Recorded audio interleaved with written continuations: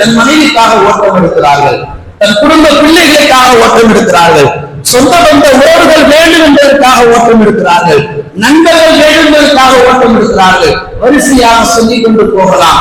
இப்படி எல்லோருக்காக பாடுபடக்கூடிய நீங்கள் உங்கள் பதன், உங்களுடைய உடலுக்காக என்றைக்கு பாடுபட போகிறீர்கள்? உங்களோடு பயணிக்கக்கூடிய உங்கள் உடலை நீங்கள் பராமரிக்காவிட்டால் இத்தனை உறவுகள் வாங்க நிற்குமா? கடைசி நேரத்தில் அல்லாஹ் தஆலா அதைத்தான் சொல்லி காமிக்கிறான். உங்களுடைய உடல் சார்ந்த வேதனைகளின் வழிகளில் நீங்கள் அக்கறை கொள்ளாத வரைக்கும் நான் ஒன்றும் செய்ய முடியாது. கொஞ்ச நேரம் அல்லாஹ் என்ன செய்வான்? தவிக்க விடுவான். நோய் வராமல் கடுமையான ஒரு மருந்தை நோக்கி, கடுமையான ஊசி மாத்திரைகளை நோக்கி இந்த உம்மத்து காலங்காலமாக அடிமையாக பயணித்துக் கொண்டிருக்கு. சுகர், பிபினா ஒரு நோயே கிடையாதுங்க, அது நாம உருவாக்கிவிட்டது.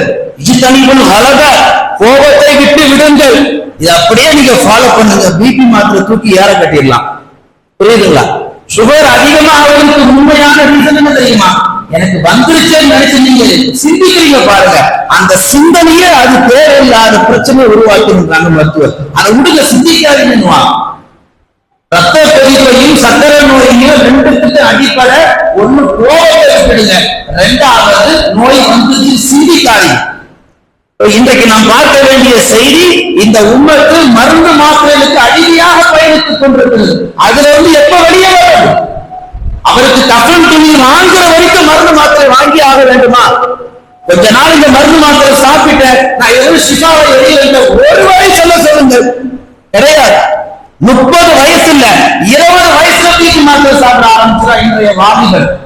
டாக்டர் பெருமையா அவங்க அம்மா ரொம்ப டென்ஷன் பார்த்து, சார் நாங்களே வச்சுக்க மாட்டோம், கொஞ்சம் நீங்க பார்த்து கொடுத்த மாத்திரை உங்களே அடிச்சிருவான். வெக்கமா இல்ல?